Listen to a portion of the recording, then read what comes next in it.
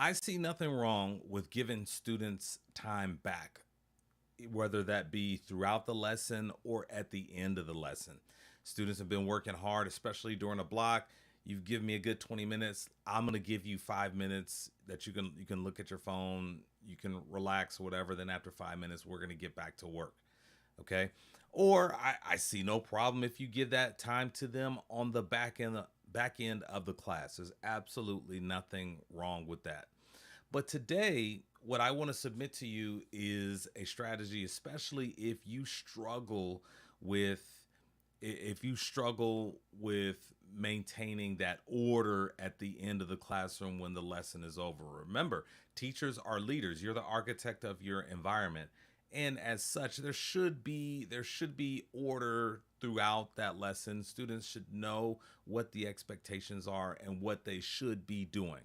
Now, let me tell you this um, about students standing up near the doorway at the end of the class. I get it. Students have been working hard, and when you're done with your lesson, they're going to turn their brains off and think about something else.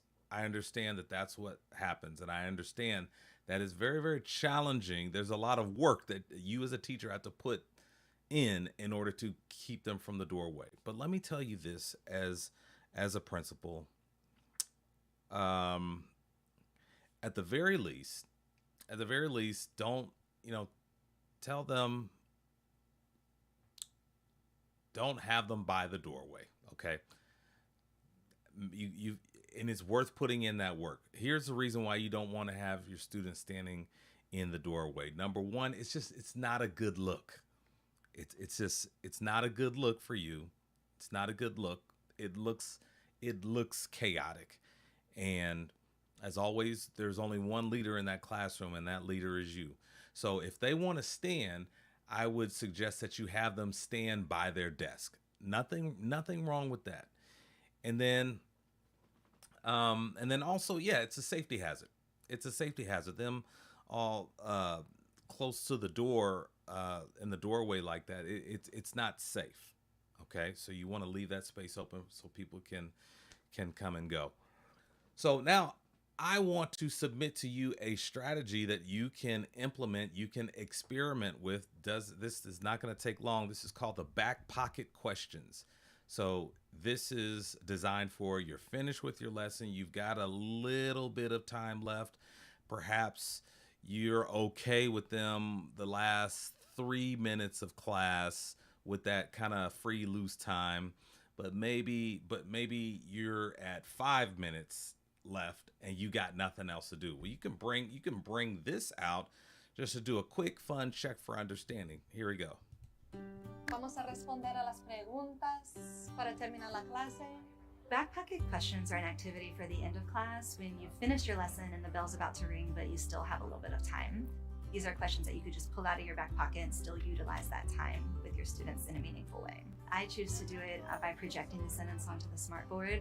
They could be questions about the unit that you're currently studying. They could be review questions. And then my student volunteer chooses the first name. Marky. And then I ask that person if they want to respond to the question that I have projected. ¿Tú quieres? Sí. Then they answer the question by filling in the blank. Oh, chasquidos para Morgan. They're really showing off their knowledge and getting extra repetitions. I think that every teacher would benefit from this because it.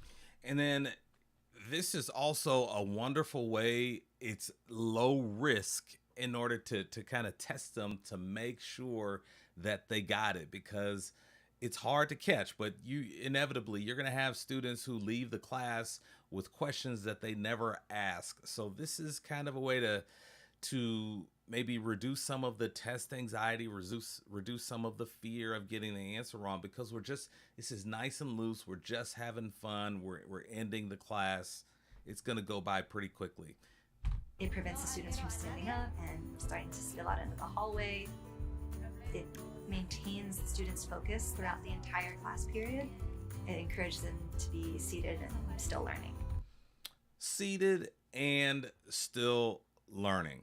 So I think definitely if if you're looking for something else to do to add a little bit more structure towards the end of your class, I would suggest that you try this experiment. And when you try this experiment, come back and leave a comment and let us know how things went. Well, thank you so much for tuning into this very quick professional development.